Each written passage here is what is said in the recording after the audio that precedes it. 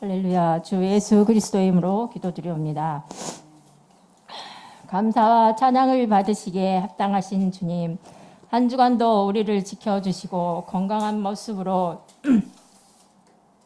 주님 전에 나와 예배드릴 수 있음에 감사드리옵니다. 아멘. 믿는 자들에게는 말씀을 받아 먹지 못함이 기근이며 예배를 드리지 못함이 영적 기갈임을 알고 우리가 누리는 이 행복을 깨달아 더욱 주님 앞에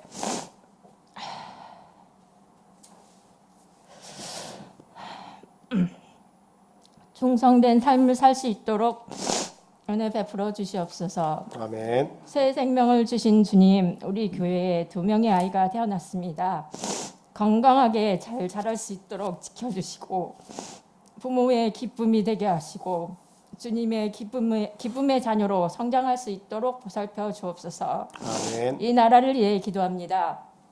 새로운 지도자가 선출되었습니다. 이 나라가 지도자를 중심으로 소망 가운데 경제, 외교, 국방 모두가 안정되고 하나님께 감사와 영광을 올리는 복된 나라가 될 수 있도록 역사하여 주시옵소서. 아멘. 또한 세계가 전쟁과 기근과 바이러스로 인해 고통받고 있습니다. 하루속히 평화가 임하게 하옵시고 굶주림이 아닌 배고픔을 채워 생명을 유지하고 바이러스와 싸워 이기게 하시옵소서. 아멘. 사랑의 수고를 통해서 위로를 받고 믿음의 식구들을 통해 우리는 하나라는 사실, 한 지체들임을 잊지 않고 오직 믿음으로 우리의 나아갈 바를 바라 알고 아버지 되신 주님만을 섬기며 순종함으로 행함의 열매를 많이 맺는 삶을 살게 하옵소서. 아멘. 말씀을 전하시는 목사님을 위해 기도합니다. 영육간의 강건함을 주시옵고 말씀 속에 치유와 은혜와 위로가 넘치게 하옵소서. 아멘. 질병으로 고통받는 성도들에겐 치유의 은사가 임하게 하옵시고 물질이 부족한 성도들에겐 그들의 필요를 채워줌으로써 선한 사업의 부한자들이 되게 하여 주시옵소서. 아멘. 또한 성도님들의 각 가정을 위해 기도합니다. 모든 가정들을 건강으로 지켜주시고 부모님의 믿음을 통해 자녀들의 본이 되게 하시고 믿음의 가정으로 똘똘 뭉쳐 주님께 영광 돌리는 일들로 가득하게 하여 주시옵소서. 아멘. 비가 오고 바람 불고 우리의 삶이 고난 가운데 있을지라도 자연도 순종하게 하시는 주님의 한 말씀을 통해 요동했던 마음도 잔잔하여지고 평안과 안식이 임할 줄 믿습니다. 아멘. 오늘은 기쁜 날 아버지의 귀한 은혜의 말씀으로 방패와 검을 가지고 세상에 나아가 싸워 승리하게 하셔 주시옵소서. 아멘. 처음부터 마치는 순간까지 사탄막이 틈타지 않도록 지켜주시고 홀로 영광 받아 주옵소서. 우리 아멘. 아버지 되신 예수님의 이름으로 기도드립니다. 아멘. 아멘.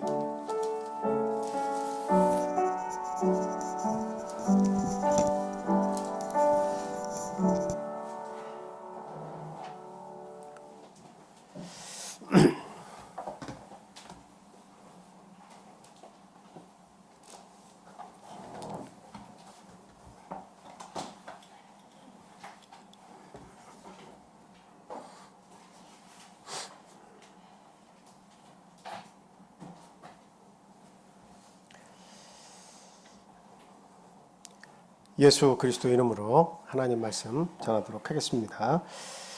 다 같이 본문 말씀 찾아서 읽어보겠습니다. 고린도전서 1장 26절에서부터 31절까지 있는 말씀입니다. 현집사님께서 읽어봐 주시기 바랍니다. 형제들아 너희를 부르심을 보라. 육체를 따라 지혜로운 자가 많지 아니하며 능한 자가 많지 아니하며 문벌 좋은 자가 많지 아니하도다.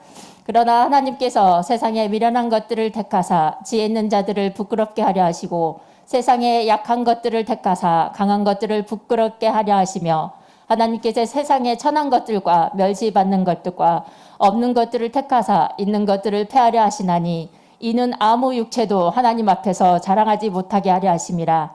너희는 하나님으로부터 나서 그리스도 예수 안에 있고 예수는 하나님으로부터 나와서 우리에게 지혜와 의로움과 거룩함과 권함이 되셨으니 기록된 바 자랑하는 자는 주 안에서 자랑하라 함과 같게 하려 함이라. 아멘. 오늘은 본문 말씀을 통해서 하나님께서 나 같은 자도 사용하실까라는 제목을 세워서 같이 은혜를 나누도록 하겠습니다.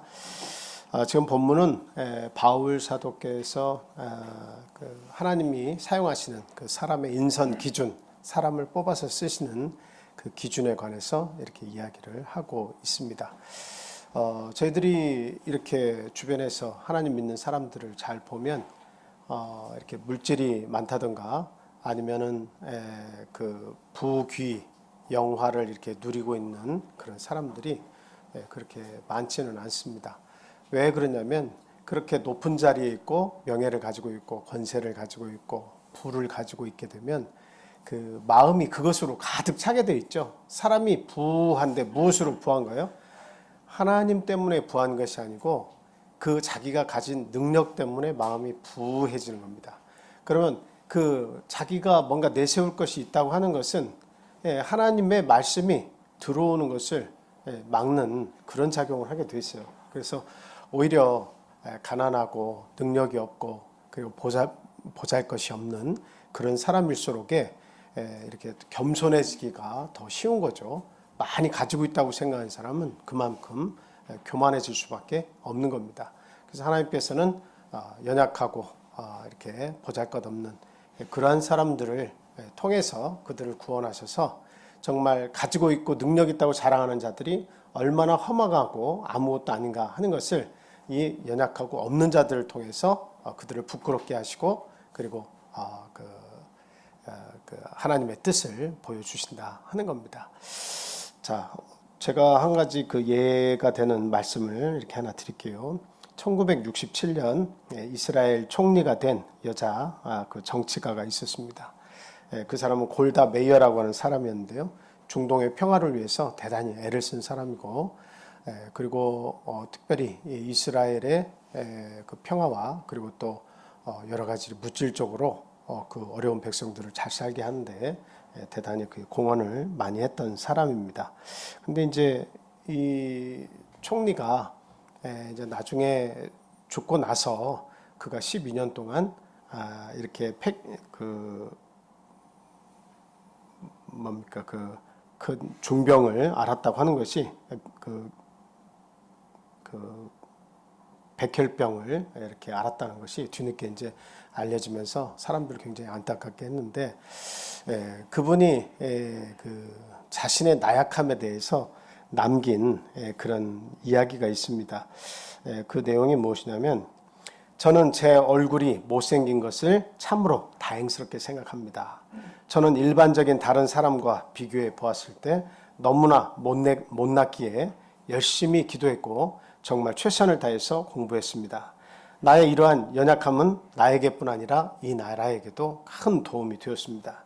우리의 약함과 실망은 곧 하나님의 부르심입니다. 이런 아주 정말 의미심장한 그런 말을 남겼습니다.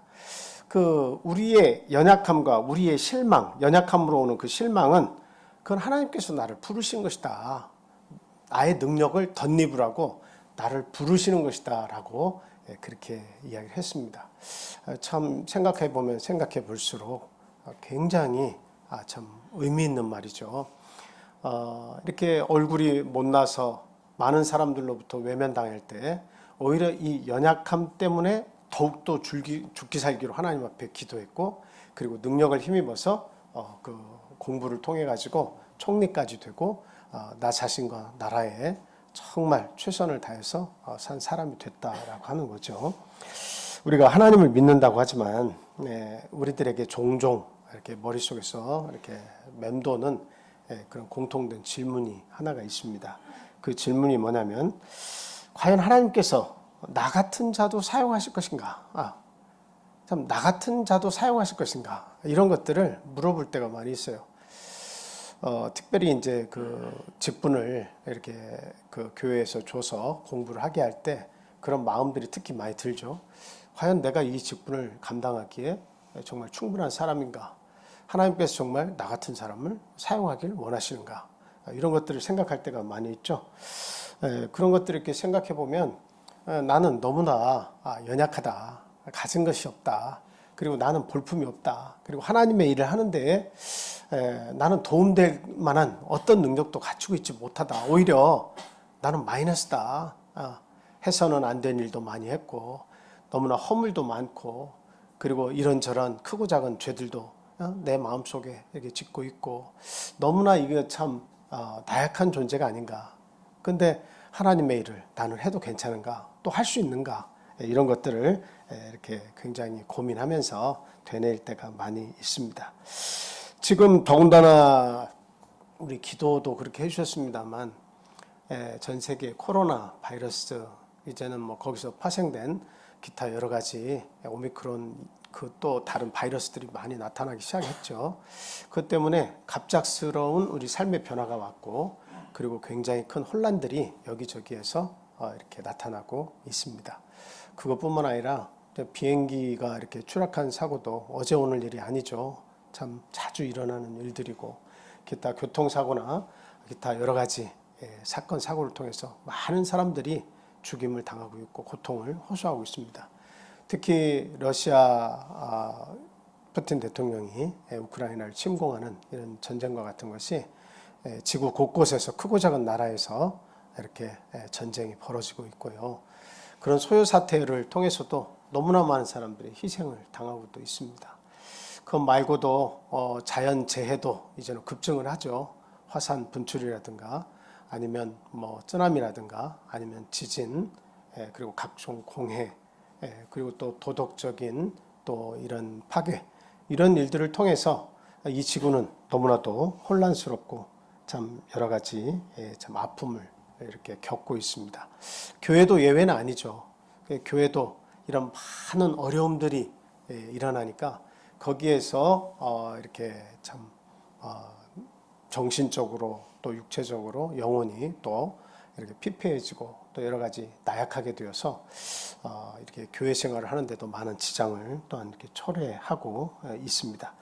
이러한 그 혼란스러운 지구 환경에 우리가 살면서 우리의 영혼과 육체가 많이 이렇게 위축이 됐을 때에 참 정말 나 같은 사람 하나님께서 정말 사용하실 건가라고 하는 그런 질문을 던지면서 오히려 하나님 일에 등을 지고 이렇게 참 내가 세상 살기에도 이렇게 바쁘고 다 감당하기 어려운데 내가 이렇게 교회에서까지 이런 희생과 이런 일들을 감당하며 내가 살 수 있을 것인가 해서 참 육체는 교회에 몸을 담고 있지만 그러나 마음은 교회와 하나님으로부터 점점 멀리 떠나고 있는 그러한 모습들이 우리에게서 나타나고 있는 것이 사실이다라고 하는 것을 말씀을 드립니다. 자, 그래서 지금 여러분들에게 또 저 자신에게 한 번 더 이렇게 질문을 던져봅니다. 과연 나 같은 존재도 하나님께서 사용하기를 원하시는가? 한번 지금 이 순간 곰곰이 한번 생각해 보시기 바랍니다. 그 답은 무르나 마나 하나님 편에서 하시는 대답은 똑같습니다. 바로 그렇다입니다. 나는 너를 오늘날 사용하기를 원하고 있다. 너는 나의 도구가 되어서 내가 하고자 하는 그 뜻이 무엇인지를 알고 그것을 위해서 네가 살아다오 하는 것이 하나님의 뜻이다라고 하는 겁니다. 그래서 우리가 분명히 알아야 하는 게 하나 있는데 그것은 무엇이냐면 하나님은 누구에게 관심을 가지고 계신가라고 하는 사실입니다. 누구에게 관심을 가지고 계신가? 여러분 100마리 양을 이렇게 치고 있는 목자가 99마리는 잘 먹고 잘 크고 있는데 한 마리가 그 무리를 떠나서 고생을 하고 참 어두움 가운데 고통을 호소하고 있었을 때 목자는 어떤 길을 선택한다고 그렇게 성경은 기록하고 있습니까? 잃어버린 한 마리의 양을 찾기 위해서 나아간다는 거죠. 그리고 그 양을 찾았을 때 어깨에 메고 오면서 이게 참 그 기쁨과 그 희열을 느끼면서 돌아온다고 하는 말씀입니다. 하나님께서는 누구에게 더 관심이 있으시냐? 자기 다 잘 관리하고 있고 자신감 넘치고 무엇이든지 할 수 있다고 하는 그런 사람들 곁에서 내가 이들을 잘 관리해서 내가 그들을 통해서 기쁨을 누려야지 하시는 것보다는 연약한 자를 하나님께서는 눈여겨보고 계신다라고 하는 겁니다. 불쌍하고 연약하고 그리고 보잘것없는 그러한 자들을 하나님께서 일부러 찾아다니시는 거예요. 왜? 왜 그럴까요? 하나님은 모든 사람을 통해서 그 자신의 능력을 자랑하는 것을 원치 않으십니다. 세상 사람들은 대부분 자기를 자랑하죠. 자기가 가진 것들 때문에 마음이 부유하고 자신감이 있어 하죠. 그런데 하나님은 그걸 원하시지 않는다는 거예요. 오히려 무엇을 원하시는 거예요? 네, 낮아져서 겸손한 것을 하나님은 원하고 계신다라고 하는 사실입니다. 우리가 종종 겸손하다라고 하는 것을 이렇게 말을 할 때 어떤 것이 겸손이냐 이렇게 물으면 대부분의 사람들은 이렇게 얘기합니다. 나 자신을 상대방에게서 낮추는 것을 겸손이다 이렇게 얘기를 다 하고 그렇게 생각을 하죠. 이거는 절반은 맞고 뭐 또 절반은 틀렸다기보다는 절반은 모르는 것이다 이렇게 말씀을 드릴 수가 있습니다. 진정한 겸손, 연약함을 통해서 나의 연약함을 인정하고 나의 연약함을 통해서 오는 그 겸손이라고, 진정한 겸손이라고 하는 것은 상대방을 높이는 게 이게 진정한 겸손이다 이렇게들 또 이야기하는 분들이 많이 있습니다. 그래서 내가 하나님 앞에서 겸손하다라고 하는 것은 당연히 하나님보다 우리는 밑에 있죠. 그리고 하나님을 이렇게 뭐 불평하고 원망하고 할 수 있는 그런 위치에 있는 것은 전혀 아니죠. 그런데 진짜 겸손할 수 있는 것은 어떨 때 겸손하다는 겁니까? 하나님을 두려워하고 하나님을 높일 수 있을 때, 진정으로 내 삶 속에서 하나님을 높은 곳에 모실 수 있을 때 그 사람은 겸손하다 이렇게 말씀을 드릴 수가 있습니다. 근데 대부분의 이 세상 사람들, 그리고 지금 가치관이 혼란이 오고 그리고 세계에 여러 가지 많은 문제점들이 나타나는 그 사회에서 우리가 살 때 하나님은 어디로 간지 다 온데간데 없어지고 많은 경우가 상당히 많다는 겁니다. 이 성경이 나에 대해서 기록을 하고 있지만 그러나 사람들은 나에게 오지 않는다. 그 사람들은 자신들의 마음에서 내가 멀리 떠나 있다라고 성경은 지적을 하고 있습니다. 나에게 오지 않는 이유는 뭐냐? 그 마음이 나에게서 멀리 떠나 있다라고 하는 겁니다. 높일래야 높일 대상이 없는 거예요. 오로지 내 마음은 무엇을 통해서 부해진 거예요? 내가 축적하는 재산을 통해서 내 마음이 점점 부해지고 자신감이 넘쳐가고 있고, 내가 어떤 기술을 습득하거나 이 세상의 지식을 습득해 갈 때 내 마음에 부유함이 오지, 하나님을 높은 곳에 모셨을 때에 내 마음의 평안과 그리고 내 마음의 부유함, 기쁨 이런 것들이 오지 않는다라고 하는 거예요. 그게 세상 사람들이에요. 그런데 우리 믿는 사람들 역시도 어떻게 점점 그쪽을 향해서 가고 있다라고 하는 겁니다. 그래서 하나님은 항상 낮은 자를 통해서 일을 하시는 거예요. 있는 자들을 부끄럽게 하시기 위한 하나님의 뜻이에요. 어느 누구도 하나님 앞에서 자랑치 못하게 하시려고 하는 것이 하나님의 뜻이기 때문에 그렇습니다. 그리고 강한 사람들은 반드시 하나님이 쓰시겠다고 작정을 하시면 그 자리에서 낮추신 다음에 그 다음에 그를 사용하십니다. 그게 하나님께서 사람을 사용하시는 방법이에요. 여러분도 잘 아시는 모세 있죠? 모세는 120년을 나눈다면 그의 삶의 120년 가운데 40년은 왕궁 생활을 했어요. 그렇죠? 그리고 40년은 미디안 광야에서 양떼들을 돌보는 목자의 삶을 살았습니다. 그리고 나서 80세부터 120세까지 그 애굽에서 히브리 민족을 출애굽시켜서 광야를 인도해서 그 가나안 목적지 바로 전까지 인도를 한 그 일을, 그 사역을 감당을 했습니다. 그런데 하나님께서 이집트 왕자로 있을 때에 그 힘이 강력했을 때에 뭔가 할 수 있는 요건이 된다고 생각하고 그에게 네 민족을 영도해라, 여기서 끄집어내라 이렇게 말씀하시지 않았죠? 언제 하셨어요? 오히려 그 히브리 민족들을 괴롭히는 그와 같은 애굽 사람을 쳐서 죽이고 그리고 도망자의 신세가 돼서 40년 동안이나 양떼들을 이렇게 돌보는 목자가 됐을 때 하나님께서 그를 이렇게 쓰신 거죠. 그래서 모세를 사용하실 때 보니까 그 모세가 직접적으로 하나님께서 내가 네 민족을 네가 끄집어내라 했을 때 뭐라고 했습니까? 그 고통과 압제에서 너희 백성을 구원하라고 할 때 바로에게 가라고 하니까 아주 이만저만 불평이 아니었죠. 불만이 가득해가지고 이래서 안 됩니다. 저래서 안 됩니다. 마지막에는 뭐라고 해서 안 됩니까? 나는 입이 뻣뻣합니다. 입이 뻣뻣해서 말을 제대로 할 수 없습니다. 이들은 능력도 없는 나를 왜 쓰시려고 합니까? 이렇게 얘기하죠. 그러니까 이 모세가 사실은 40년 왕궁 생활을 하면서 그 왕자들이 갖출 수 있는 모든 지식을 다 갖춰서 가장 높은 곳에 있었어요. 어떤 경험상으로도 그렇고 모든 일을 하기에 좋은 위치에 있었죠. 그런 하나님은 그를 그때 사용하시지 않았어요. 오히려 도망자의 신세가 되고 40년 광야에서 그 순한 양떼의 무리만 보살피는 그런 목자가 됐을 때 아주 자신의 능력이 아무것도 아니다. 나는 어떤 것도 할 수 없다라고 하는 것을 이렇게 깨달았을 때 그때 하나님께서 가시떨기 나무에 불을 붙여주셔가지고 그 모세를 부르고 그리고 그 거룩한 곳에서 그 사명을 감당할 수 있는 그런 길을 제시해 주셨다라고 하는 겁니다. 하나님은 모세에게 아주 호통을 치셨죠. 네 입을 만드신 이가 누구냐? 그 입을 지으신 이가 누구냐? 그걸 생각하라는 거죠. 그리고 내가 너와 함께 하겠다라고 하는 겁니다. 도저히 나는 말 못하니까 못 갑니다. 그러니까 형 아론을, 말을 잘하는 아론을 대동시켜 주겠다. 그러면서 너는 그에게 하나님이 되고 하나님이 되게 하겠다라고 하는 거예요. 너는 그에게 엄청난 위엄을 갖춘 자로 내가 너를 보이게 하겠다라고 하는 겁니다. 그래서 모세 뒤에 누가 있나, 그 배경에 누가 있나라고 하는 것을 모세에게 깨닫도록 하나님께서 말씀을 해주신 거죠.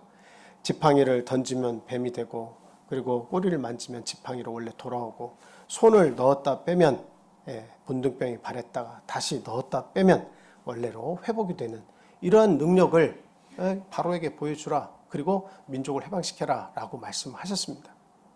그러니까 모세에게 가르쳐 주신 건 뭐예요? 너의 뒤에 배경이 누구냐라고 하는 것을 알으라라고 하는 겁니다. 저와 여러분들의 삶 속에서 여러 가지 많은 환난도 만나고 고난도 만나고 재미있는 일도 만납니다만, 그러나 정말 겸손한 삶은 무엇이냐면 하나님을 인정하는 삶이에요. 그리고 내 삶의 배경에 누가 계신가라고 하는 것을 알고 살아가는 거예요. 나의 배경이 돈이고, 나의 배경이 학식이고, 나의 배경이 어떤 많은 사람들과의 인간관계를 가지고 있는 것이라면 그것은 굉장히 나중에는 허무하고, 그리고 나를 진정으로 구원해 주지 못한다라고 하는 것을 알게 되는 겁니다. 여러분, 바울사도도 잘 알고 계시죠? 바울사도는 아주 어떤 것 하나에도 흠이 없는 사람입니다. 우리 빌립보서 3장 5절에서 6절에 있는 말씀 한번 보겠습니다. 빌립보서 3장 5절 6절, 자 같이 읽겠습니다. 시작. 나는 8일 만에 할례를 받고 이스라엘 족속이요 베냐민 지파요 히브리인 중에 히브리인이요 율법으로는 열심으로는 교회를 박해하고 율법의 의로는 흠이 없는 자라. 이스라엘 족속이면서 또 로마의 그 신분을 또 이렇게 가졌죠. 그리고 베냐민 지파고 히브리인 중에 히브리인이다. 그리고 바리새인 중에 또 바리새인이다. 그리고 나는 열심히 너무 있어가지고 그리고 교회를 박해하는 일에 서슴지 않고 앞장서서 그 일을 했다. 그거는 뭐냐면 예수 그리스도께서 육체를 입고 오신 하나님의 아들이라고 얘기하는데 그거는 부당하다는 이야기죠. 어떻게 하나님의 아들이 이렇게 육체를 가지고 이 땅에 오실 수가 있냐. 그는 신성 모독죄에 해당한다. 그래서 그 예수를 믿는 자들 처단하러 막 다녔죠. 근데 하나님께서 보실 때 그는 어때요? 대단히 강한 자였어요. 대단히 능력 있는 자예요. 세상에서 보면 엘리트 중에 엘리트였습니다. 근데 하나님께서는 그대로는 사용을 못 하시겠다는 거예요. 하나님이 사용하시려면 어떻게 하셔야 돼요? 자기의 의, 자기의 그 자랑, 그걸 꺾지 않고는 결단코 하나님의 강함을 입지를 못한다는 거죠. 그래서 그를 낮추기로 작정하셔서 그가 예수 믿는 자들 처단하려고 대제사장의 그 힘을 확보해가지고 어때요? 그 다메섹으로 가는 도중에 하나님께서 그를 무릎 꿇도록 하신 거죠. 강한 빛을 쬐게 하시고 그 얼굴을 들지 못하도록 하셨습니다. 결국에는 앞을 보지 못한 상태에서 하나님의 음성을 들었습니다. 음성이 뭐였습니까? 주여 누십니까? 했을 때에 그 하늘에서 응답이 있었는데 나는 네가 핍박하는 예수다 라고 그렇게 이야기를 했죠. 그래서 내가 가지고 있는 지식이라고 하는 것이 보잘것이 없는 것이구나. 내가 경험하고 그리고 이 세상에서 가지고 있는 모든 기득권, 남들이 갖지 못한, 남보다 더 우월한 그런 지식을 포함한 모든 것들이 오히려 예수가 하나님이라는 사실을 깨닫지 못하게 했구나. 그래서 자기가 가진 모든 것을 배설물로 여기기로 그렇게 작정을 하고 이제부터는 정말 겸손한 마음으로 하나님 외에는 믿지 않고 하나님 외에는 내 마음에 모시지 않고 온전히 주를 향해서 자기의 삶이 달려가도록 그렇게 살았다라고 하는 겁니다. 하나님은 이와 같이 낮아질 때에 기뻐하시고 낮아질 때 능력을 주십니다. 낮아질 때 그를 사용하시는 거예요. 그래서 오늘 말씀과 같이 나 같은 자도 사용하시냐 이렇게 물었을 때는 내가 연약하고 내가 부족하다 이것만 생각하는 것이 아니라 과연 나는 하나님 앞에 겸손한가 이것을 우리가 생각해 보자는 겁니다. 그래서 하나님을 높이고자 하는 마음과 삶이 내 속에 있는가 이것을 빨리 생각해 봐야 돼요. 정말 하나님은 내 속에서 높임을 받고 계신가? 그게 진정한 나의 겸손이고 하나님께서 사용하시는 시점이다라고 하는 거죠.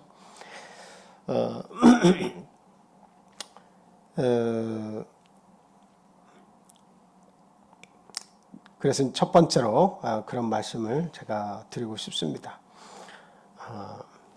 일단은 하나님의 생각을 우리가 아는 것이 중요하다. 이 말씀을 드리고 싶습니다. 하나님의 생각을 캐치하는 것이 이게 중요하다.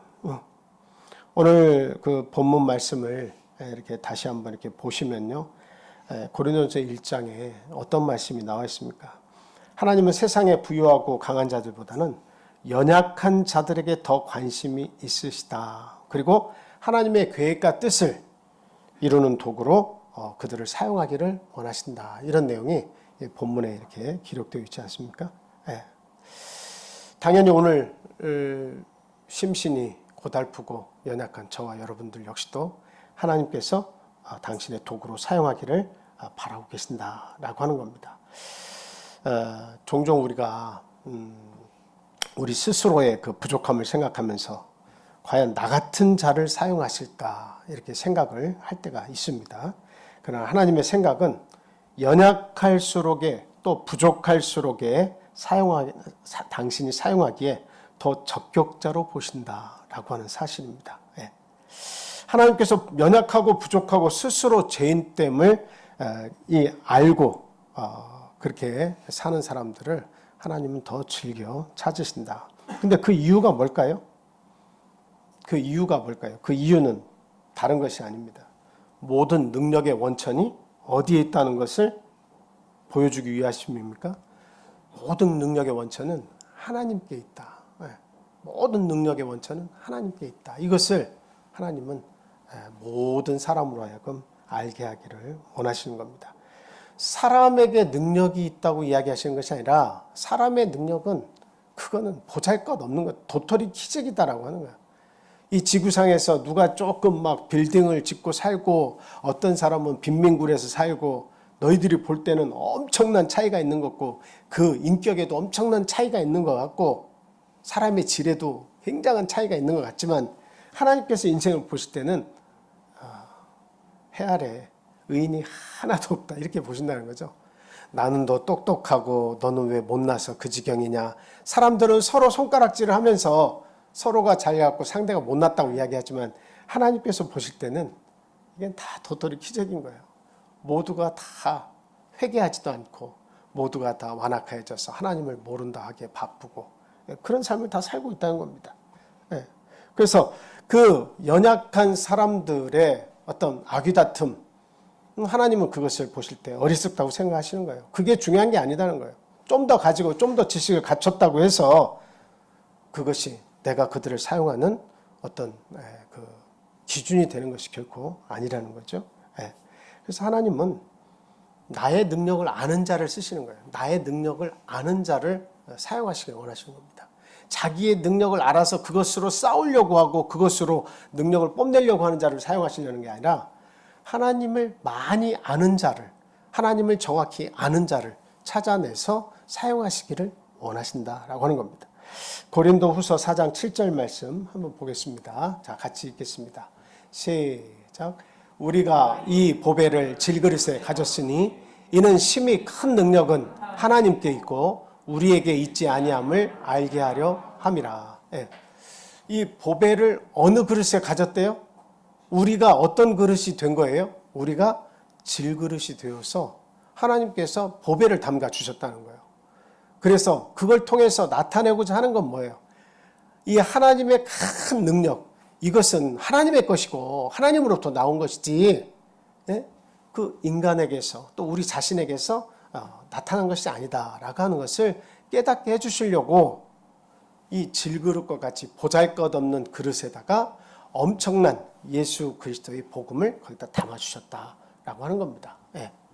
만약에 저나 여러분들이나 만약에 이게 질그릇인데 이 보배를 담아주시는 하나님의 사랑과 큰 은혜가 없었다고 한번 생각해 보세요. 여러분은 그냥 이 세상 사는 동안에 한 70년, 80년 그 여러분들의 인생을 이 질그릇에다가 뭐만 잔뜩 담았을 것 같아요? 한번 생각해 봐요. 우리들의 추악한 욕심, 그리고 영원하지 않은 그런 욕심들만 이 질그릇에 부서지기 쉽고 보잘품 없는 내 인생에다가 뭐만 잔뜩 담았다는 거예요? 네. 추악한 욕심만 가득 담았다가 그거 다 사용하지도 못하고 그냥 부서져 버리는 그런 인생이 되었을 것이다 라고 하는 겁니다. 그런데 누가 강력해서, 누가 은혜로워서, 누가 사랑이 풍성하셔서 우리와 같이 못 나빠진 질그릇에다가 하나님 불러서 거기에다가 구원의 진리, 예수 그리스도를 통한 하나님의 그 아름다운 복음을 어떻게 거기다가 다 담아주셨냐라고 하는 겁니다. 예. 세상에서 많은 사람들이 나는 금그릇이요, 나는 은그릇이요, 나는 황동그릇이요 라고 말할 수 있는 그런 자격이 있다라고 하는 사람들이 있겠죠. 그러나 그렇지 않습니다. 사람은 모두가 다 흙으로 만들어졌고 사람은 아무리 자기 있는 것을 자랑한다 할지라도 하나님께서 한번 꽝 치시고 나면 모든 것을 다 빼앗기기 마련입니다. 지금 우크라이나 이 사태, 이 전쟁을 통해서 보는 것이 뭡니까? 거기에서 나오는 사람마다 인터뷰를 할 때 나는 오늘날 하루아침에 모든 것을 다 잃었다 이렇게 얘기하지 않습니까?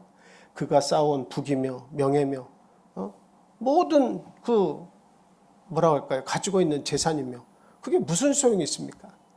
하나님께서 치시니까 아무것도 남는 것이 없게 되었습니다. 우리의 인생이라고 하는 것은 그때그때 안전이 보장될 때는 나의 능력과 나의 노력과 어떤 나의 능력이 대단히 중요해 보이지만 그러나 어느 순간 나의 능력의 한계 범위에서 일어나는 일들을 맞이할 때는 내 힘으로 이렇게 저렇게 할 수 없는 일들이 너무도 많다는 것을 우리들이 알아야 됩니다. 중국에서 요 며칠 전에 그 비행기가 그 하늘을 날다가 8,000m 상공에서 이렇게 막 떨어지는 모습을 인터넷을 통해서 여러분들 다 검색해 보셨을 거예요. 비행기가 수직으로 떨어지는 그 모습을 볼 때 저 순간 그 아주 기가 막히게 짧은 순간 거기에 있는 많은 사람들은 어떤 생각을 했을까? 뭐 떨어지는 순간에 무슨 전화를 할 수 있겠습니까? 뭐 할 수 있겠습니까? 그 속에서 죽음을 향해 질주하는 아무런 소망도 없는 곳에 그 싸늘하고 그냥 온갖 두려움과 고통이 아주 임박해오는 그런 순간에 아무것도 할 수 없다는 것을 깨달았을 때 나는 무기력한 존재구나. 끝이구나. 그냥 그 두려움 속에서 세상의 마지막을 만나야 될 때 얼마나 참 고통이 컸겠는가라고 하는 거예요. 그 두려움이 컸겠는가라고 하는 겁니다. 오늘날 저나 여러분들이나 내 스스로가 질그릇이라고 하는 존재임을 이렇게 인식하는 것이 대단히 중요합니다. 자랑할 것이 없어요. 사람이라고 하는 것은 자랑할 것이 없어요. 결과적으로 이 세상을 등지고 떠나갈 때 더욱더 사람은 아무것도 가져갈 수가 없고, 내가 쌓은 어떠한 능력도, 내가 가지고 있던 재산도, 권세도, 어떤 힘도 죽음의 그 건너편에 있는 세상에 가지고 갈 것이 아무것도 없다고 하는 거예요. 그렇게 연약한 자가 우리 인간들이에요. 우리는 다 질그릇 같은 존재입니다. 그런데 감사하게도 하나님께서 아무것도 모르고 연약한 우리들, 그 질그릇 인생에 무엇을 담아주셨다는 겁니까? 가장 고귀한 법에 가장 중요한 것, 그건 우리 인생의 구원 아니겠습니까? 그래서 예수 그리스도 그 법에, 예수 그리스도의 복음, 우리를 구원하시는 그 복음을 저와 여러분들에게 담아주셨다는 거예요. 질그릇에. 그것을 우리가 가지고 산다고 하는 것은 얼마나 이것은 무구한, 아주 무궁한 행복 속에서 사는 것이냐. 이건 어떤 가치와도 절대적으로 비교할 수 없는 고귀한 것을 내가 가지고 산다고 하는 것이죠. 이게 바로 하나님의 사랑의 표현이고 하나님의 능력 덕분이다라고 하는 것을 우리가 잊어서는 안 된다라고 하는 겁니다. 우리는 나라고 하는 욕심이 그 질그릇을 어떻게 해요? 나라고 하는 그 욕심쟁이 그 질그릇을 하나님께서 불쌍히 여기셨기 때문에 하나님께서 불러주신 거예요. 오히려 감사해야 되는 건 뭘 감사해야 돼요? 내 마음이 교만해져서, 내 마음이 부해져서 세상 사람들 똑같이 세상에서 성공하기를 원하고, 세상에서 자신 있는 사람으로 살기를 원하고, 세상에서 많은 것을 다 성취해보고 맛보고 가려고 하는 그런 사람이 되지 않은 것을 하나님 앞에 감사해야 돼요. 세상에 있는 것을 다 해보겠다고 쫓아다니면 언제 하나님을 믿고, 언제 하나님께 나와서 감사하고, 언제 내 생명을 하나님께 맡기고 살겠습니까? 자기 혼자의 힘으로 싸워서 설 수밖에 없죠. 자기 혼자의 힘으로 싸워서 극복할 수밖에 없죠. 하나님 도움 필요 없으니까. 결국은 욕심장이 그 질그릇에 내가 가지고 싶은 것을 이것저것 다 담았긴 담았지만 하나님과 무관한 인생을 그렇게 살다가 결국 70평생, 80평생 마치면 그냥 그 질그릇 인생 깨지고 마는 거예요. 끝나고 마는 겁니다. 어떤 구원도 없다라고 하는 겁니다. 추한 욕심만 잔뜩 담아서 죽고 만다라고 하는 거죠. 그런데 우리는 그렇지 않다라고 하는 겁니다. 그래서 감사해야 된다라고 하는 거예요. 내가 그렇게 나를 자랑하지 않고 오히려 우리 믿는 자의 위치에서 그 겸손을 추구하는 삶을 저와 여러분들이 살고 있기 때문에 하나님의 그 능력을 힘입을 수가 있고, 그리고 하나님의 주시는 내적인 평안을 우리가 누릴 수가 있게 되는 것이다 라고 하는 겁니다. 여러분, 예수님의 그 제자들을 이렇게 살펴보세요. 세상의 기준으로 보면 예수님의 제자들은 어때요? 볼품이 있습니까? 없습니까? 대부분 다 볼품이 없어요. 나중에 바울 사도나 이런 사람들 정도 이렇게 가니까 거기에서 아주 막 세상의 학벌에도 뒤지지 않지만 하나님이 그를 낮춰서 쓰시는 아주 뛰어난 인물이 나오긴 했지만 전혀 없다는 얘기는 아닙니다. 뛰어난 사람도 있어요. 그러나 대부분의 하나님이 쓰시는 사람들, 그런 그 사람들을 주로 보면 그 사람들의 모습이 어떠냐라고 하는 겁니다. 어부며 세리며 열심당과 같이 막 아주 막 열정적인 것 같긴 하지만 실수투성이고, 베드로와 같이 다혈질이고 말이죠. 이런 사람이 세상에서는 저런 사람이 뭐 할 거야? 갈릴리 사람 아니야? 갈릴리 촌 어부 사람 아니야? 촌의 어부 사람, 어부가 아니야? 뭐 이런 정도의 취급을 받는 그런 사람들이 대부분이었다는 거죠. 그런데 예수님은 다니시면서 그런 사람들을 뽑아서 당신의 제자로 삼으셨다라고 하는 겁니다. 왜 그런 거예요? 제자들이 자신의 능력으로 복음을 전파하기를 원하신 게 아니라 그들에게 제자 훈련을 시키실 때마다 누구의 능력을 가지고 나아가라는 거죠? 하나님의 능력을 가지고 나아가라라고 하는 것을 가르쳐 주셨다라고 하는 겁니다. 하나님의 능력을 힘입는 것이 중요하다라고 하는 거예요. 여러분, 제가 항상 그런 예로 이렇게 말씀을 드렸지만, 여기가 돌이면 돌에다가 이 종이를 딱 놓으면 볼펜으로 뾰족한 송곳으로 이걸 뚫으려고 해도 뚫어져요, 안 뚫어져요?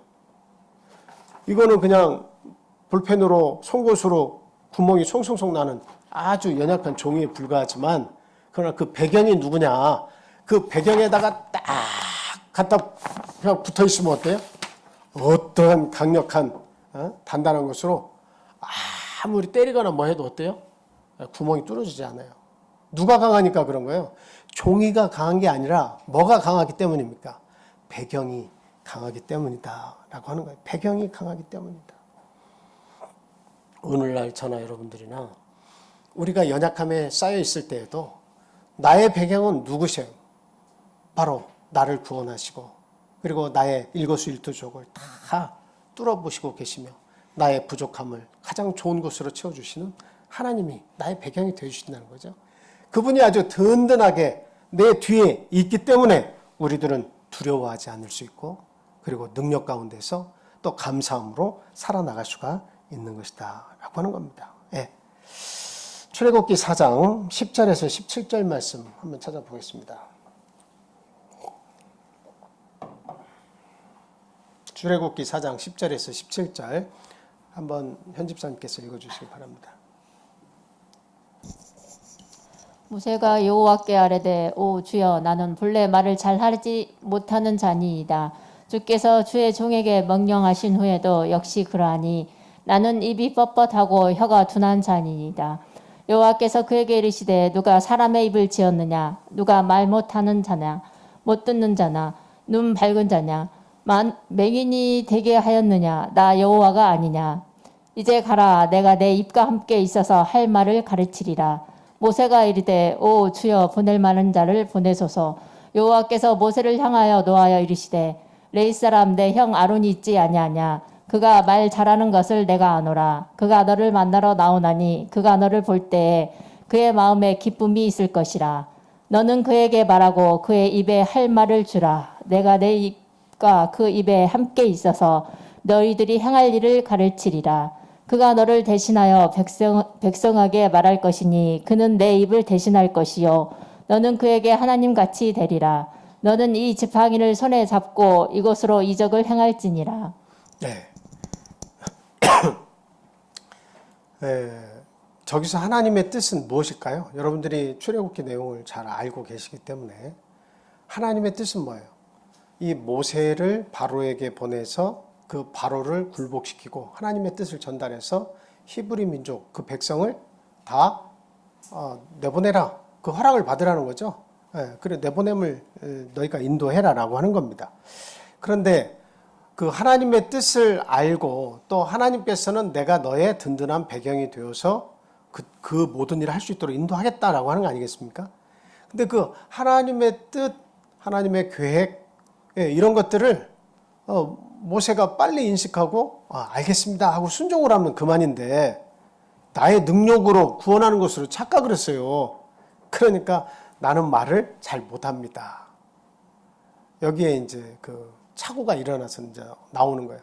나는 능력이 없어서 할 능력이 없어서 말을 잘 못해가지고 구원을 못합니다. 그 일을 자기가 해야 하는 줄로 알았어요. 자기가 해야 하는 줄 알았어요. 여러분 성경을 전체적으로 쭉 보면 많은 전쟁의 이야기들도 많이 나오는데 전쟁은 누구에게 속한 것이라고 얘기하고 있습니까? 하나님께 속한 것이죠. 그래서 칼과 창과 단창으로 싸워서 그 무기의 좋고 나쁨의 여하에 따라서 승리가 바뀌고 그런 것이 결코 아니다라고 하는 것을 얘기해 주신 거예요. 그렇죠?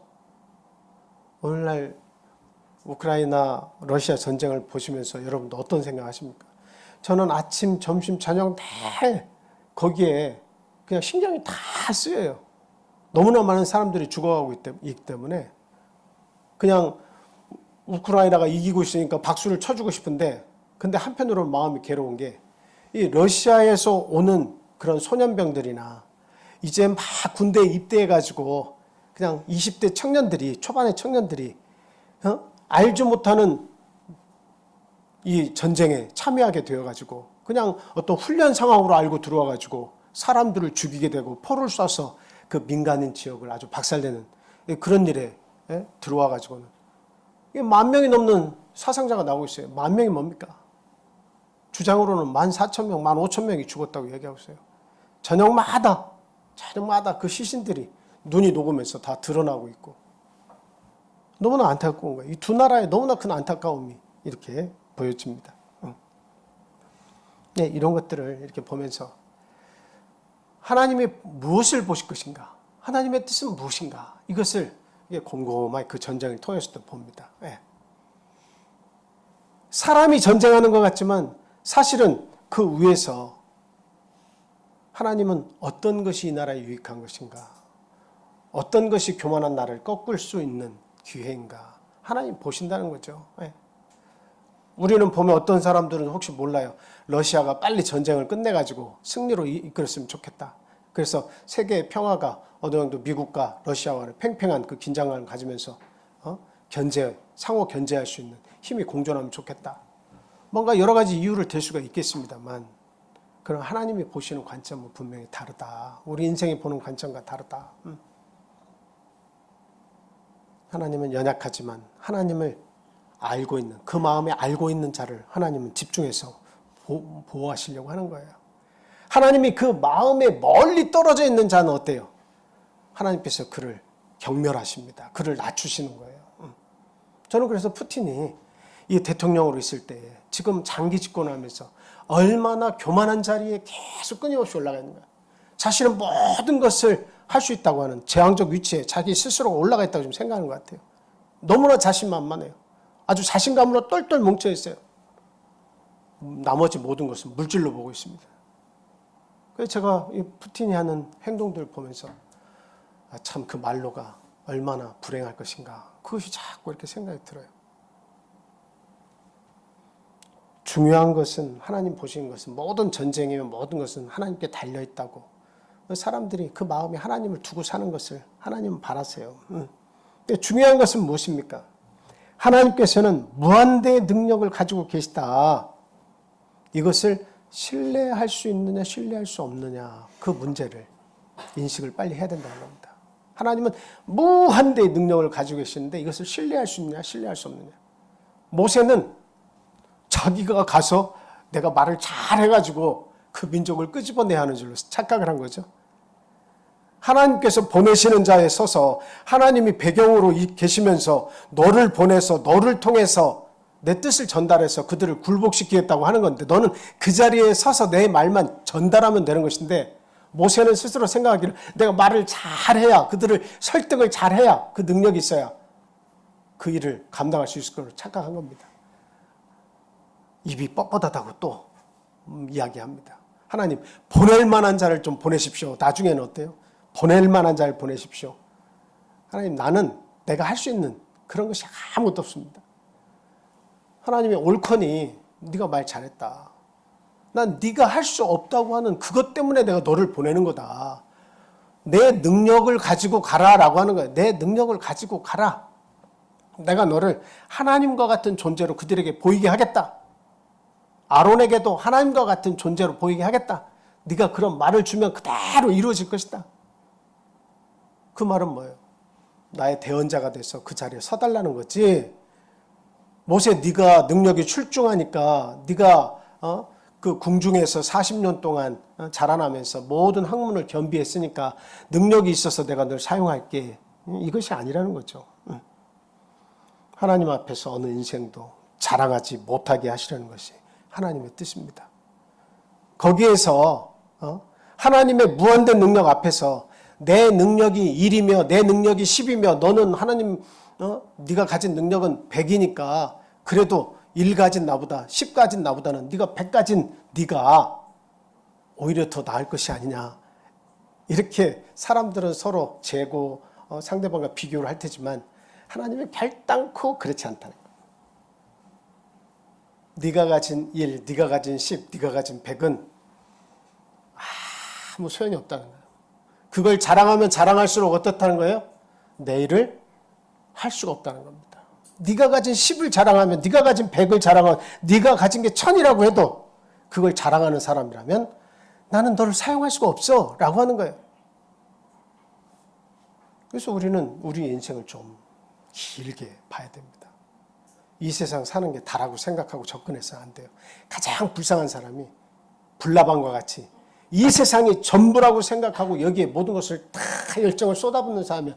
그 마음속에 하나님이 없고 하나님을 높일 수 있는 자리에 모셔놓지 않은 사람은 아주 불나방과 같은 사람이에요. 이 인생이 끝난과 동시에 어떤 일을 만나서 어떻게 추락할지 모르지만 어떤 아픔이 올지 모르지만 감당할 수 없는 그런 삶을 살 수밖에 없는 거예요. 하나님이 안 계신데 어떻게 그 두려움을 이길 수 있겠습니까? 온갖 어려움과 고난이, 이게 뭐 어떤 재난이 이게 뭐 한두 개 오는 거야 앞으로? 지금 코로나 이거 하나 온 거 가지고도 이렇게 들쑥날쑥하고 정신이 없고 혼을 싹 빼놓는데 앞으로 어떤 일이 우리에게 미치겠습니까? 우리에게 또 전쟁이 없으라는 법이 있습니까? 만약 전쟁이 닥치면 어떡할 거예요? 한순간에 모든 것을 잃어버릴 수 있는 그런 일들이 있으면 어떡할 거예요? 만약에 성수대교 무너진 거, 삼풍백화점 무너진 거, 그런 일들이 내가 있는 곳에서 일어나면 어떻게 될 거예요? 어떤 큰 총격 사건이 불현듯 내가 있는 곳에서 불어닥치면 어떡할 거예요? 그때 하나님이 안 계신 그 사람, 마음에 하나님을 두지 않은 사람, 하나님을 높은 곳에 두고 겸손하지 못한 사람, 자기의 인간의 연약함을 깨닫지 못하고 살아간 나의 강함, 나의 자신감을 가지고 산 사람들은 얼마나 그 고통을 호소하며 그 시간을 맞이할 것인가 하는 것입니다. 그래서 하나님은 어느 인생도 내 앞에서 자랑을 하지 말라라고 하는 겁니다. 그래서 하나님 앞에서 힘을 빼는 것이 대단히 중요합니다. 하나님 앞에서 또 사람 앞에서도 마찬가지로 힘을 빼는 것이 대단히 중요하다. 목에 힘이 가고 손과 내 모든 곳에 힘을 딱 가지고 남들보다 나는 좀 더 가졌네. 난 남들보다 좀 더 어떤 도덕적으로나 난 좀 더 나은 삶을 사네. 이런 거 하나님 보실 때는 그 자랑거리가 되지 않습니다. 아무것도 아니에요. 그러고도 네가 나의 도구가 되길 원하느냐. 하나님 그렇게 말씀하실 분이에요. 저희들이 연주를 하건 또 노래를 하건 아니면 세상 사람들의 이런저런 일들을 우리가 처리하는 그런 자리에 섰을 때 어떤 사람이 대접을 받고 어떤 사람이 마지막에 승리합니까? 어떤 사람이 자기의 모든 일들을 이렇게 잘 구현해낼 수 있는 거예요? 힘을 뺀 사람들이 결국에는 사용을 받습니다. 사용이 되는 거예요. 특히 하나님의 일에 있어서는 힘을 뺄 줄 아는 사람, 하나님이 그들을 사랑하십니다. 우리의 약한 상태를 하나님은 원하고 계십니다. 스스로 강하다고 여길수록 하나님을 불편해 하신다라고 하는 겁니다. 내가 조금 가진 거 별거 아닌데 그거 지키려고 내 스스로가 강하다고 생각하고 남보다 더 자신감 있는 위치에 있다고 생각하면서 말하거나 행동하는 사람들, 하나님 보실 때는 내 사용하기에 아직도 시간이 좀 많이 걸리겠구나. 하나님은 불편해 하시면서 기다리고 계신 거예요. 연약할수록 하나님의 그 능력을 더 크게 덧입을 수가 있는 것이다 라고 하는 겁니다. 고린도후서 12장 9절에서 10절 말씀 같이 읽겠습니다. 시작. 나에게 이르시기를 내 은혜가 내게 족하도다. 이는 내 능력이 약한 데서 온전하여짐이라 하시니라.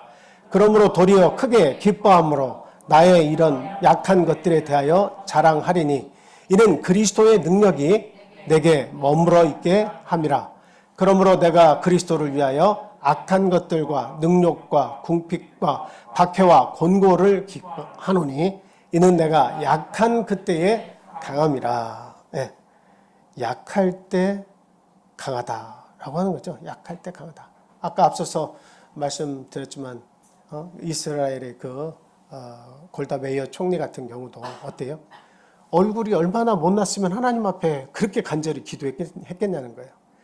그리고 이렇게 연약한 상태로 하나님께서 주셨기 때문에 하나님께서 나에게 더 큰 능력을 주시라고 더 큰 능력을 힘입기 위해서 열심히 살았다는 거죠. 그래서 나 자신과 또 하나님과 그 이스라엘 나라를 위해서 뭔가를 해낼 수 있었다고 그렇게 얘기하고 있지 않습니까? 정말 중요한 것은 하나님의 생각과 뜻을 읽는 겁니다. 하나님의 계획이 무엇인지를, 하나님의 뜻이 무엇인지를 자꾸 알려고 하는 거예요. 그래서 하나님은 연약한 자를 사용하기를 원하신다. 하나님은 겸손한 자를 쓰기를 원하신다. 이것을 우리가 빨리 알자는 겁니다. 두 번째는 하나님이 없는 강함의 허무함을 우리가 알아야 됩니다. 하나님이 없는 강함의 허무함. 이 세상 사람들, 또 저희들도 과거에 그런 적이 많이 있죠. 세상에서 재물 가지고 있으면 그가 강하다고 생각한 거죠. 그가 어떤 그 공무원의 어떤 높은 위치에 있는 그런 사람들 한 명이라도 알면 어때요? 검사라도 한 명 알고 판사라도 한 명 알면 어떤 끈을 연줄을 대서라도 어때요? 그를 만나고 그의 도움을 입기를 애를 쓰고 그런 적 우리 모두에게 다 있지 않습니까?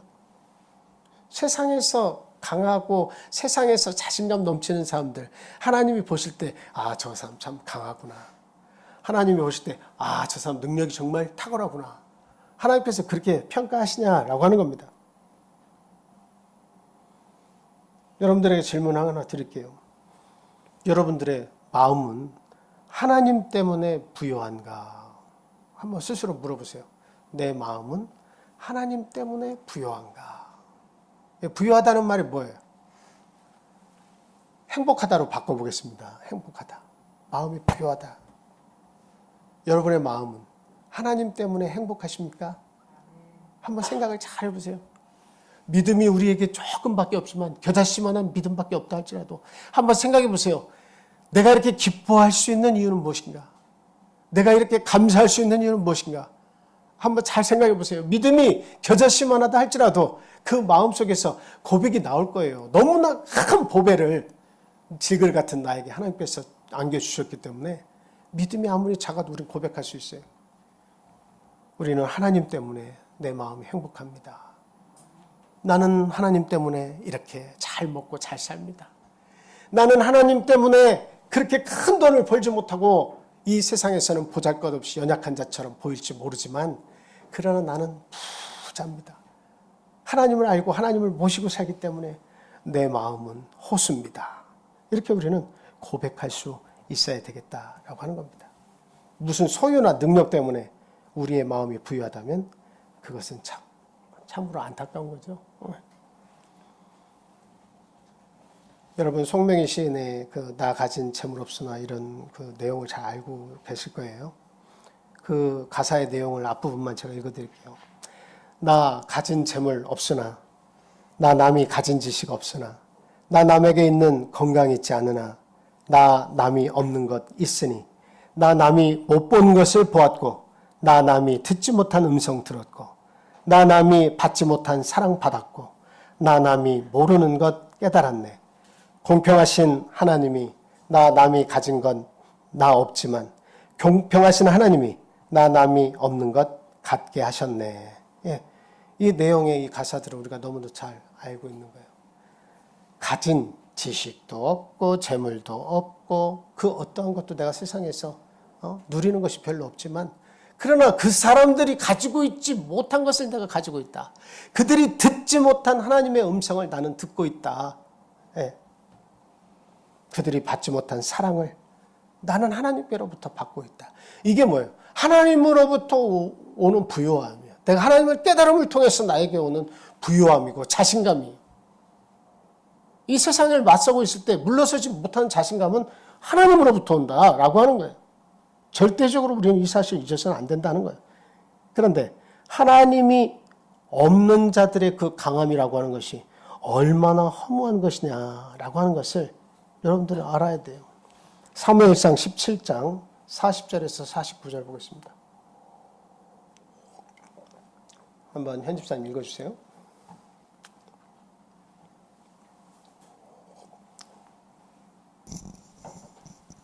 손에 막대기를 가지고 시내에서 매끄러운 돌 5을 골라서 자기 목자의 제구 곧 주머니에 넣고 손에 물매를 가지고 블레셋 사람에게로 나아가니라. 블레셋 사람이 방패에 든 사람을 앞세우고 다윗에게로 점점 가까이 나아가니라. 그 블레셋 사람이 둘러보다가 다윗을 보고 업신여기니 이는 그가 젊고 붉고 용모가 아름다움이라. 블레셋 사람이 다윗에게 이르되 내가 나를 괴로 여기고 막대기를 가지고 내게 나아왔느냐 하고 그의 신들의 이름으로 다윗을 저주하고 그 블레셋 사람이 또 다윗에게 이르되 내게로 오라 내가 내 살을 공중의 새들과 들짐승들에게 주리라 하는지라. 다윗이 블레셋 사람에게 이르되 너는 칼과 창과 단창으로 내게 나아오거니와 나는 만군의 여호와의 이름 곧 내가 모욕하는 이스라엘 군대의 하나님의 이름으로 내게 나아가노라.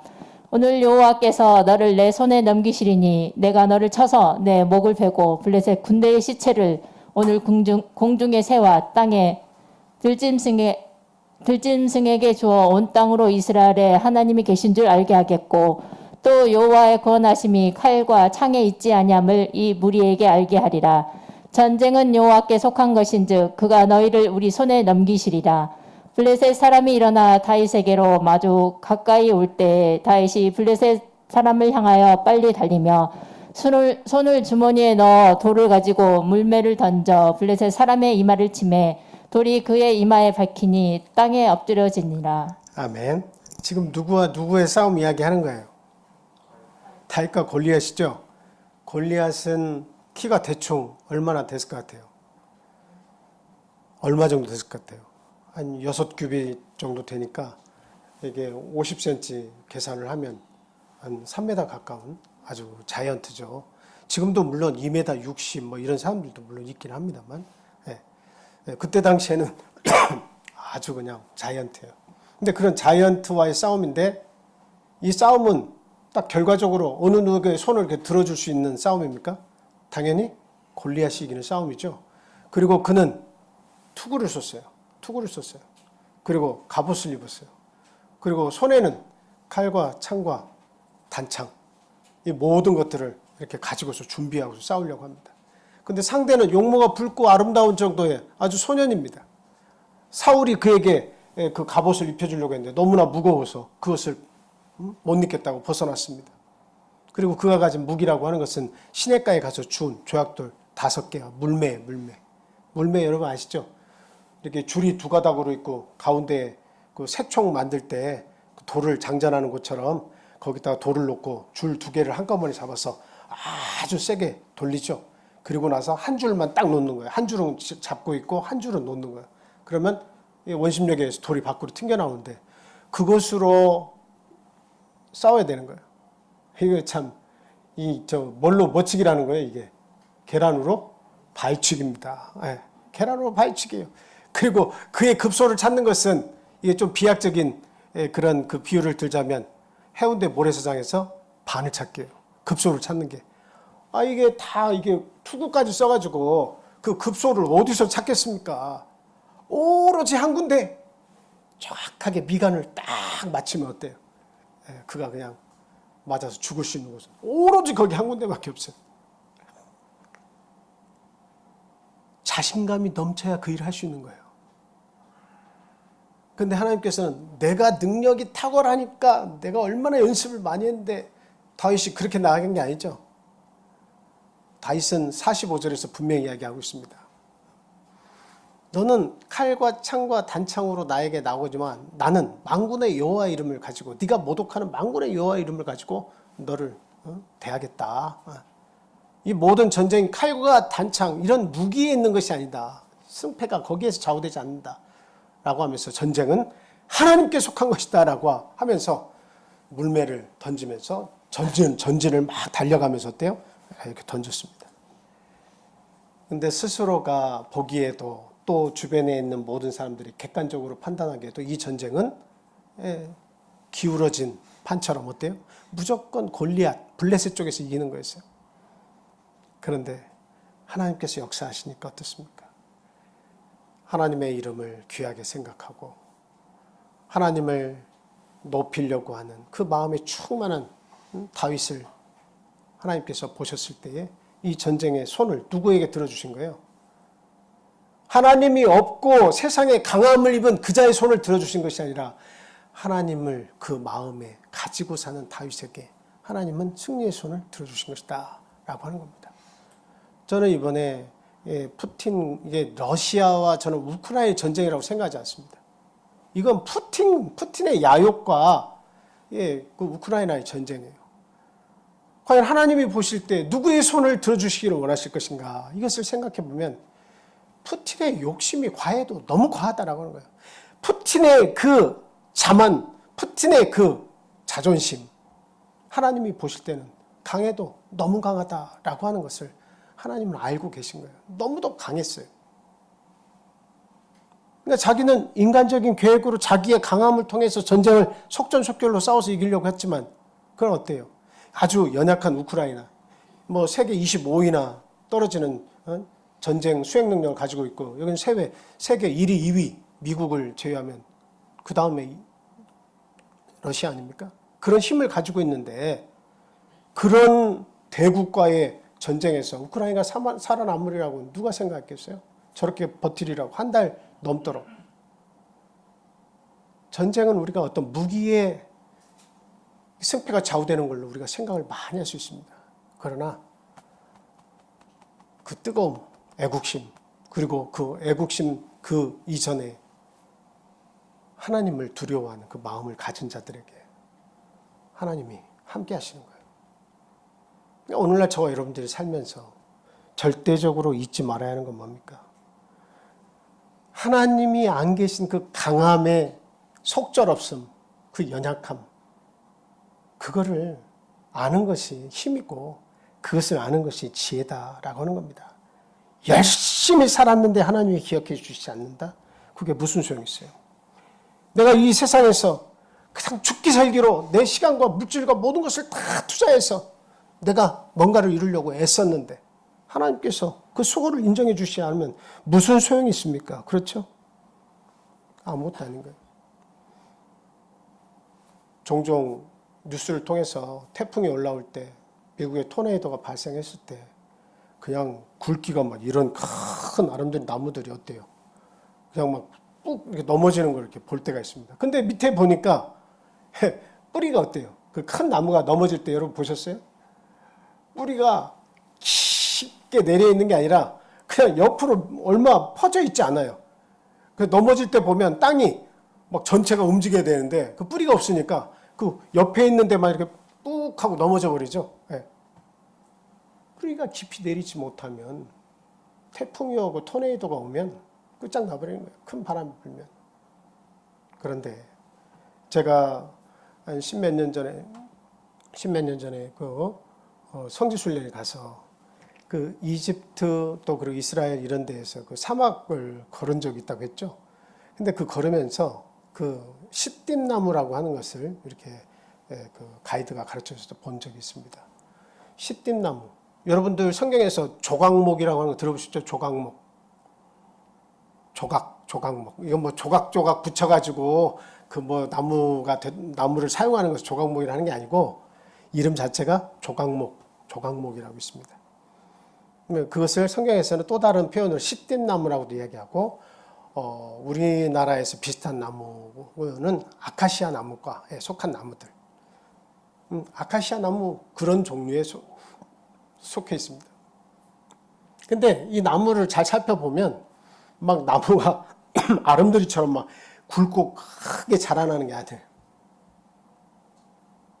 아니에요. 몸살을 알면서 막 비틀어져 가면서 자라요. 여러분 거기에는 그 이스라엘 같은 데는 이렇게 비가 내리면 어때요?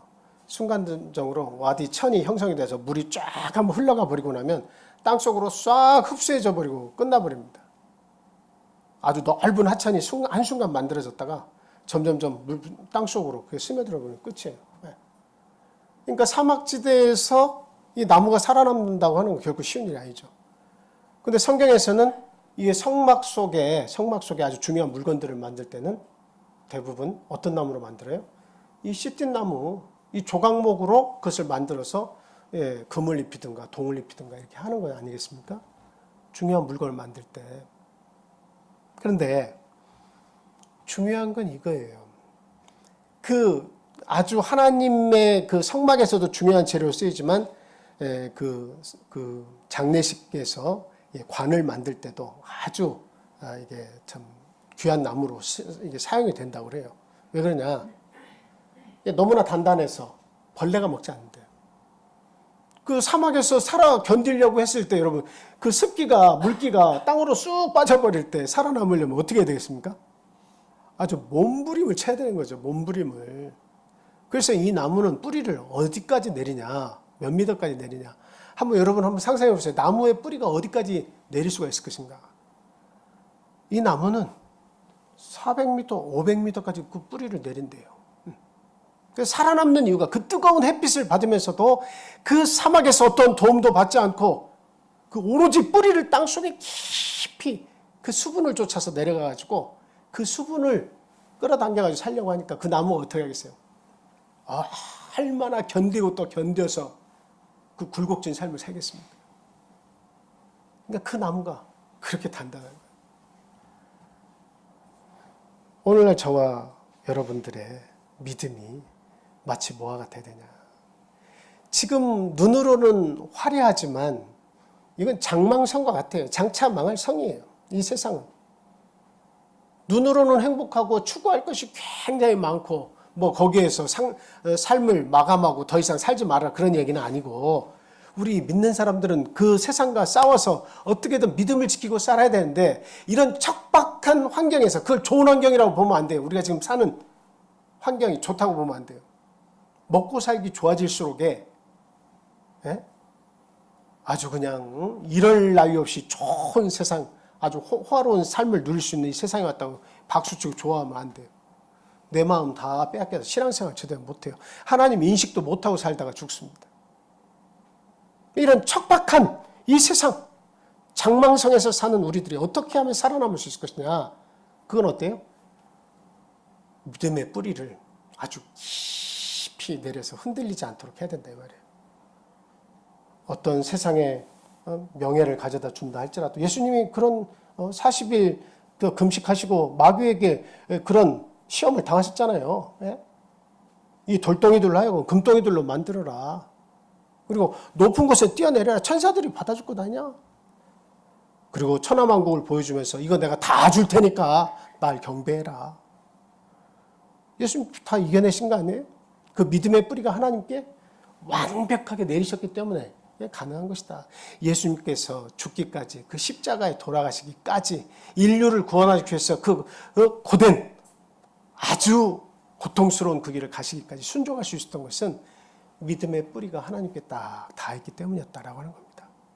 저와 여러분들 어떤 고난이 와도 흔들리지 않는 믿음의 사람이 되시기 바랍니다. 정말로 우리가 질그릇 같은 인생임을 깨달으시기 바라요. 아무것도 아니에요.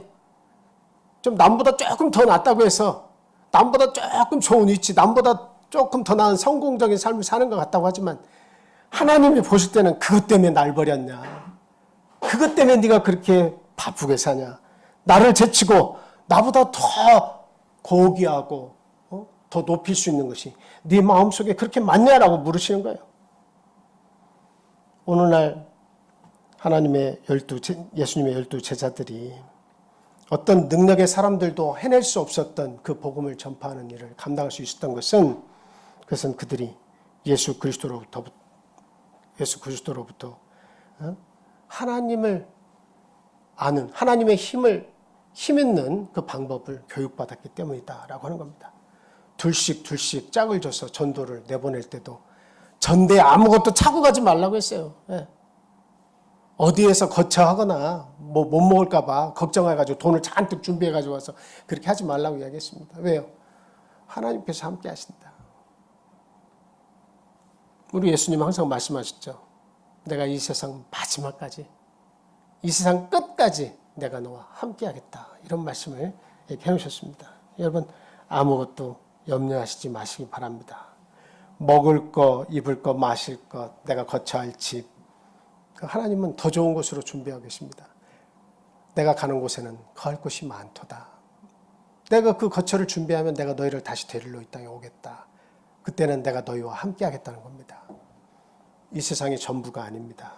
여기에 내 마음과 내 정성과 내 온 힘을 빼앗겨서 어리석게 살면 안 됩니다.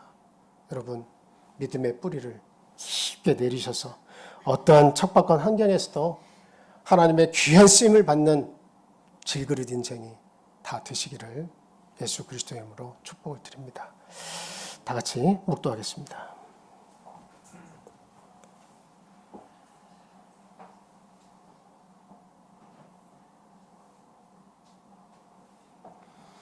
할렐루야.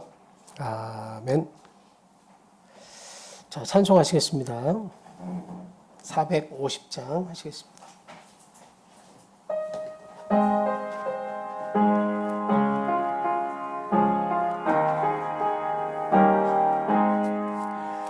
내 평생 소원 이것뿐 주의 일